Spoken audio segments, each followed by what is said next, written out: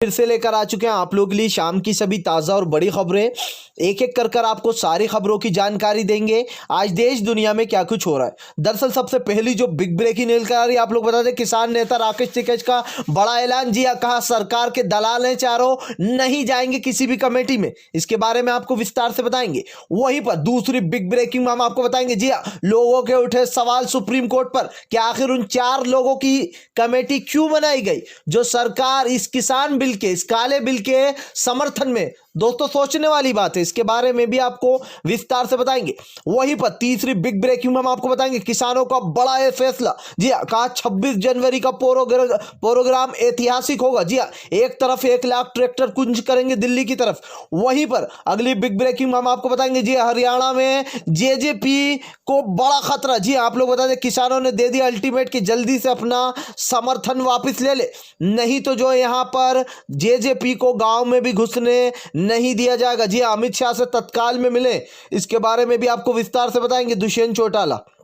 वहीं पर अगली बिग ब्रेकिंग में हम आपको बताएंगे, जी दरअसल दोस्तों आप लोग बता दें अखिलेश यादव भड़के, कहा 2022 में योगी का अंत तय है। जी 2022 में उखाड़ कर फेंक देंगे योगी सरकार को। इसके बारे में भी आपको विस्तार से बताएंगे। वहीं पर अगली बिग ब्रेकिंग में हम आपको बताएंगे राकेश टिकैत बोले कहीं पर भी प्रदर्शन शिफ्ट नहीं होने वाला। जी यहीं पर बैठे रहेंगे। अगर सरकार ने जबरदस्ती हटाने की कोशिश की तो 10,000 लोगों की जान जाएगी। जी पहले ही अल्टीमेट दे दिया राकेश टिकैत ने, इसके बारे में भी आपको विस्तार से बताएंगे। वहीं पर अगली बिग ब्रेकिंग में हम आपको बताएंगे, जी 26 जनवरी के कार्यक्रम पर रोक लगाने की याचिका दायर। जी दरअसल 26 जनवरी के दिन जिस तरीके से किसान ट्रैक्टर लेके मार्च करने वाले हैं, उसको लेकर एक याचिका दायर कर दी गई है कि इनको रोका जाए। अब इसके बारे में भी आपको विस्तार से बताएंगे। वहीं पर अगली बिग ब्रेकिंग में हम आपको बताएंगे, जी हाँ दरअसल दोस्तों आप लोग बता दें असदुद्दीन ओवैसी का भयंकर जो है विरोध। जी आप लोग बता दें यूपी में दबदबा दिखाई दे रहा है असदुद्दीन ओवैसी का। दरअसल आप लोग बता दें कि अब असदुद्दीन ओवैसी का जो मोर्चा संकल्प है, जी हाँ भागीदारी मोर्चा संकल्प, इसमें जो है यहाँ पर ज़बरदस्त तरीके से प्रदर्शन करने वाले हैं। और असदुद्दीन ओवैसी ने कहा कि उनकी पार्टी काफ़ी शानदार जो है यहाँ पर प्रदर्शन करेगी, यानी कि एक तरीके से काफ़ी अच्छा वो बनाएगी। जी हाँ लोगों को उनके ऊपर विश्वास है, इसके बारे में भी आपको विस्तार से बताएंगे। वहीं पर अगली बिग ब्रेकिंग में हम आपको बताएंगे, जी दरअसल आप लोग बता दें दर्शन पाल बोले कि जो है यहाँ पर ये कानून विरोधी है। जी जिन 4 लोगों को कमेटी में बनाया गया वो 4 लोग इस काले कानून के समर्थक थे। यानी कि सोचिए एक तरफ तो सुप्रीम कोर्ट ने वाहवाही बटोर ली, जी हाँ, और दूसरी तरफ उन 4 लोगों के हाथ में चाबी दे दी जो कि चोरी करना चाहते। दोस्तों ये तो वही वाली बात हो गई कि चोर को आपने चाबी का पता दे दिया कि कहां पर रखी है, चाबी उठाओ और चोरी कर लो। जी हां इसके बारे में भी आपको बताएंगे। तो सारी खबरें एक एक कर देंगे। फिलहाल खैर चलिए बढ़ते हैं सबसे पहली और सबसे बड़ी खबर की ओर। दरअसल दोस्तों आप लोग बता दें किसान नेता राकेश टिकैत का बड़ा ऐलान, कहा ये सब लोग पूंजीपति है जिनको कमेटी बनाया गया, हम नहीं जा रहे इस कमेटी में, ना ही हम इस कमेटी को मानते। हालांकि राकेश टिकैत ने कहा कि हम सुप्रीम कोर्ट का सम्मान करते हैं जो उन्होंने इस कानून पर रोक लगाई है, लेकिन हम इस कमेटी में ना हम इस कमेटी को मानते ना हम इस कमेटी में जाएंगे। दोस्तों इसका कारण सिर्फ एक ही है, क्योंकि मैं आपको 4 नाम बताने वाला हूं। ये 4 नाम मैंने आपको कल भी बताए थे, आज फिर से एक बार रिवील कराता हूं। पहले हैं भूपेंद्र सिंह, दूसरे अशोक गुलाटी, तीसरे प्रमोद कुमार और चौथे अनिल धवन। जी अनिल धनबल। अब ये कौन है? ये वो 4 लोग हैं जो कि यहां पर चारों लोग पिछले 2 महीने से, यानी कि जब से ये किसान बिल का विरोध शुरू हुआ है तब से ये चारों समर्थन में है इस किसान काले बिल के। सोचिए एक तरफ किसान लाखों की तादाद में, वो बेवकूफ़ है, वो पागल है जो कि प्रदर्शन कर रहा है। ये चारों लोग काफ़ी ज़्यादा ओवर स्मार्ट है या फिर जो यहाँ पर ओवर स्मार्ट है या फिर सरकार के कहने पर चल रहा है, क्योंकि इन चारों लोग में क्या उन लाखों लोगों से ज़्यादा समझ है जो लोग प्रदर्शन कर रहे हैं? इन चारों को इतना महत्व क्यों दिया गया? अगर सुप्रीम कोर्ट को बाई चांस मान लीजिए कोई कमेटी बनाना भी थी तो उन्हें किसान नेताओं को लेना था या फिर किसी और पर्सन को लेना था जिनका सरकार से कुछ लेना देना नहीं है। लेकिन दोस्तों सुप्रीम कोर्ट के पाले में अब आपको समझना होगा, सुप्रीम कोर्ट पे जाने के लिए किसानों को बार बार क्यों बोला जा रहा था, क्यों सुप्रीम कोर्ट पर इतना जोर दिया जा रहा था कृषि मंत्री द्वारा कि बस तो आप लोग सुप्रीम कोर्ट जाइए, हम तो कृषि कानून वापस नहीं लेंगे। क्या सरकार को किसानों की बहुत चिंता थी इसलिए वो उनको ऑप्शन दे रहे थे कि सुप्रीम कोर्ट जाइए? नहीं, ये सारा गेम ही यही प्लान था, यही खेल था जो रचा गया था और वैसा हुआ भी। सबसे पहली बात, नरेंद्र सिंह तोमर, ये जो आखिरी मीटिंग हुई थी इसमें कहते हैं कि आप जो है सुप्रीम कोर्ट जाइए। किसानों ने मना कर दिया कि हम क्यों जाएं, हम तो नहीं जाएंगे, लेकिन वहाँ पर उनको भेजा गया, उनकी याचिका दायर की गई उनके वकील के द्वारा। उसके बाद सुप्रीम कोर्ट एक फैसला सुनाता है कि हम जो यहाँ पर इस कानून पर रोक लगाते, लेकिन सुप्रीम कोर्ट जो कमेटी बनाता है वो किसकी बनाता है? भाजपा के सबसे बड़े समर्थकों की, जो कि भाजपा का साथ किसी भी हालत में देंगे। जैसे एनआरसी में आकर आपने देखा होगा कुछ मुसलमानों को पैसा देकर बिठा दिया जाता था जो कि मुसलमानों के ही खिलाफ बोलते थे। कुछ भाजपा के लोग थे जिसमें आरिफ भी थे वहाँ पे, वो भी जो यहाँ पर समर्थन कर रहे थे उस काले कानून का। लेकिन आज वो कानून कहाँ पड़ा है? धूल खा रहा है। फिलहाल यहाँ पर आप लोग बता दूं, भूपेंद्र सिंह, अशोक गुलाटी जी जो इन्होंने तो 2 लेख भी लिखे थे जैसे कि मैंने आपको कल भी बताया था, और इन्होंने किसानों की बात पे नालत मलामत भेजी थी। इन्होंने कहा था कि ये जो किसान हंगामा कर रहे हैं मैं इस पे नालत मलामत भेजता हूं, जो ये कानून प्रावधान बनाने की कोशिश कर रहे हैं और एमएसपी पर सजा दिलाने की बात कर रहे हैं। अब आप खुद सोच लीजिए कि इस पे सवाल उठेंगे सुप्रीम कोर्ट पे या फिर नहीं उठेंगे। अब लोगों का धीरे धीरे कर विश्वास उठना शुरू हो गया है सुप्रीम कोर्ट पर से भी। फिलहाल खैर चलिए हम बढ़ते एक और अगली बिग ब्रेकिंग की तरफ। बता दें आप लोग को अगली जो बड़ी खबर निकल के आ रही है दोस्तों, अब भाई यहाँ पर राकेश टिकैत का बड़ा ऐलान होगा। उनका कहना फिलहाल अगर सरकार ने हमें यहाँ से हटाने की कोशिश की जबरदस्ती तो 10,000 लोगों की जान जाएगी। जी ये समझ ले सरकार। दरअसल दोस्तों आप लोग बता दें राकेश टिकैत पहले तो इस कमेटी बनाने से भड़क गए, उसके बाद राकेश टिकैत ने बड़ा ऐलान कर दिया। उनका कहना है जो कॉरपोरेटरों के समर्थन में उन लोगों की एक तो कमेटी बनाई गई, ऊपर से सरकार हमसे कहती है कि उस कमेटी में जाकर शामिल हो। सुप्रीम कोर्ट हमसे कहते हम नहीं जाने वाले, लेकिन सरकार एक बात समझ ले, अब सरकार दूसरा रवैया भी अपना सकती है, क्योंकि दोस्तों जब सुप्रीम कोर्ट से भी बात नहीं बनेगी तो सरकार तानाशाही पर उतर आएगी, लोगों के ऊपर लाठियां चार्ज कराएगी, उन्हें पिटवाएगी। तो राकेश टिकैत ने कहा फिलहाल सरकार एक बात समझ ले कि अगर जबरदस्ती हटाने की कोशिश की तो 10,000 लोगों की जान जाएगी और उसकी जिम्मेदार सरकार होगी। यानी कि राकेश टिकैत ने बड़ा ऐलान कर दिया।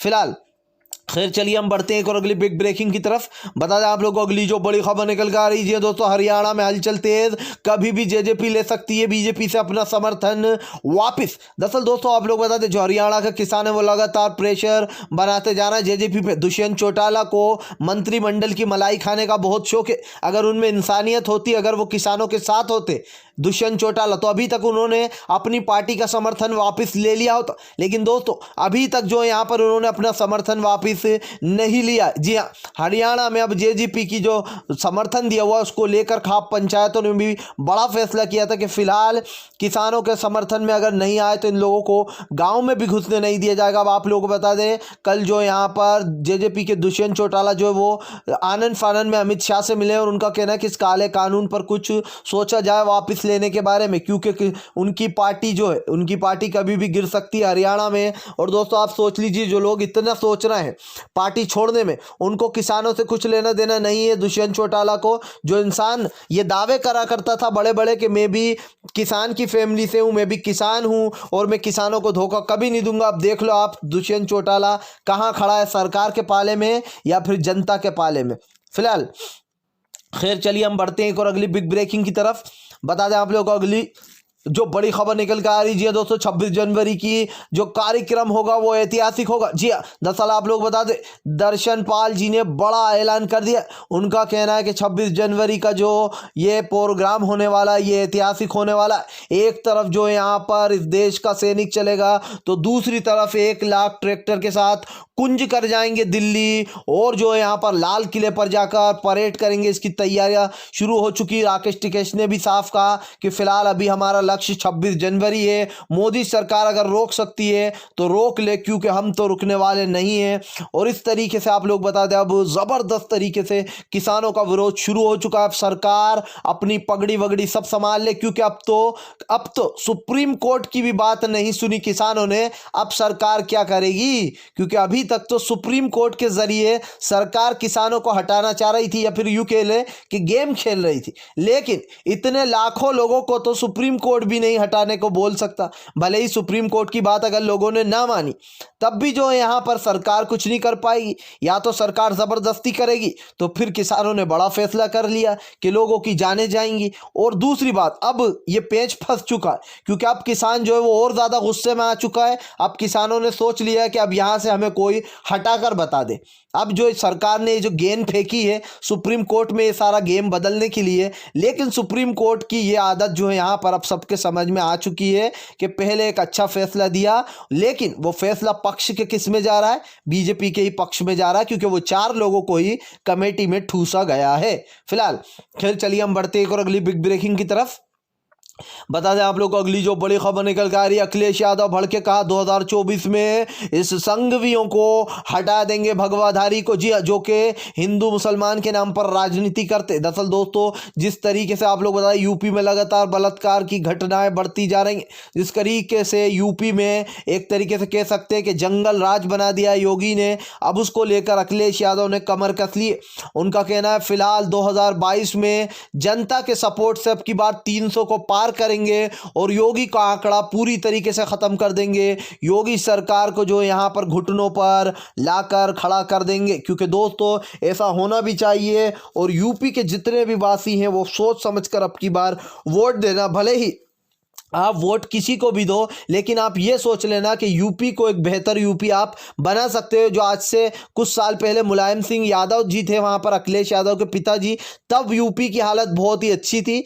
तब इस तरीके की गुंडागर्दी नहीं थी कि लोग बजरंग दल वाले आ रहे हैं, लोगों को मार रहे हैं, लव जिहाद जैसे फालतू के कानून बन रहे हैं। इन चीज़ों पर, इन जैसी बेकार चीज़ों पर जो है भाजपा अपना दिमाग लड़ाती है। अगर ज़रा सा दिमाग इन लड़कियों के जो रेप हो रहे हैं, जो है यहाँ पर महिलाओं के साथ छेड़खानियां हो रही हैं, अगर इन पे आज कानून बनाया होता तो यूपी की जो कानून व्यवस्था है वो काफ़ी ज़्यादा सुधरी हुई होती।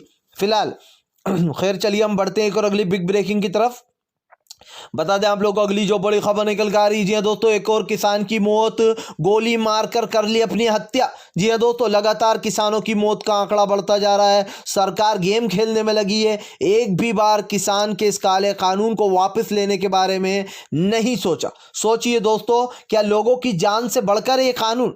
आप जानते होंगे कि एक जान की कीमत भी बहुत ज़्यादा होती है। आपने कानून में भी ये बातें पढ़ी होंगी कि एक को सज़ा मिल जाए, किसी गुनहगार को सज़ा मिल जाए, लेकिन किसी बेगुनाह को सज़ा नहीं मिलना चाहिए। तो ये तो उससे भी बड़ी चीज़ हो रही है। क्या सुप्रीम कोर्ट इस कानून को रद्द करने का वो नहीं दे सकता था? सुप्रीम कोर्ट के पास ये पावर है, उच्च न्यायालय के पास ये पावर है कि वो इस कानून को जो यहाँ पर रद्द करने की बात बोल सकते हैं। लेकिन दोस्तों, जानबूझकर गेम खेला गया और बेचारे मासूम किसानों को फिर से एक बार आड़े हाथ लिया गया है।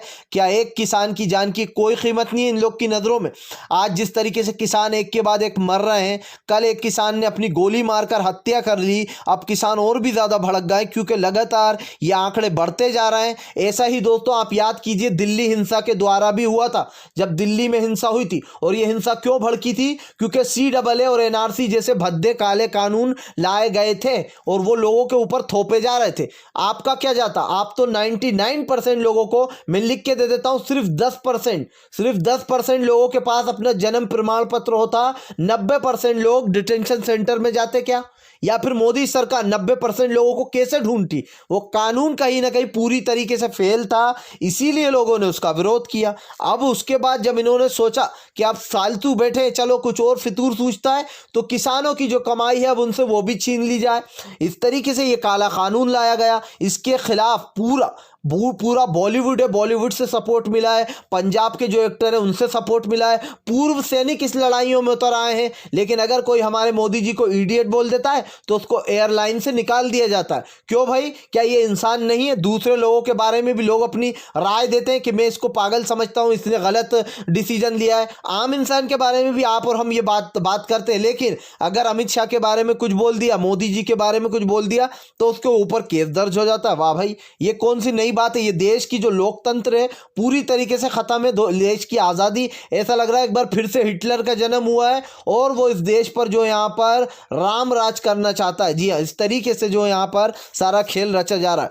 फिलहाल खैर चलिए हम बढ़ते हैं और अगली बिग ब्रेकिंग की तरफ। बता दें आप लोगों को अगली जो बड़ी खबर निकल कर आ रही, जी हाँ दोस्तों, असद ओवैसी का भी जलवा दिखाई दिया यूपी में। असद ओवैसी ने कहा कि फिलहाल जो यहाँ पर, जी हाँ आप लोग बता दें, चारदान प्रदर्शन करेंगे हम। जी हाँ, भागीदारी, आप लोग बता दें, संकल्प मोर्चा जो है वो लोगों की भावनाओं को ठेस नहीं पहुंचाएगा और उनकी जो उम्मीदें है उस पर खरा उतरेगा। तो कहीं ना कहीं आप लोग बता दें, अब असद ओवैसी भी कमर बांधकर उतर पड़े यूपी के दंगल में और अब की बार उन्होंने जताई है कि फिलहाल जबरदस्त तरीके से जो है यहाँ पर उनका प्रचार होगा और लोग उनको वोट देंगे, क्योंकि वो लोगों के लिए सोचेंगे और उनके काम को बेहतर बनाने की कोशिश की जाएगी। फिलहाल अगर आप भी शांतिपूर्ण ढंग से पीएम की इन सभी गलत नीतियों का दिल से विरोध करते हो और आप मानते हो ये सरकार एक तानाशाह सरकार है, इसको तत्काल में अपना इस्तीफा दे देना चाहिए, तो इस वीडियो को ज़्यादा से ज़्यादा शेयर कीजिए, लाइक कीजिए और अगर आप हमारे चैनल पर पहली बार आएँ तो सब्सक्राइब करने के साथ साथ पास में एक घंटी आएगी यानी कि बेल आइकन, उसको ज़रूर दबाएं ताकि हमारे हर वीडियो की अपडेट आपको मिल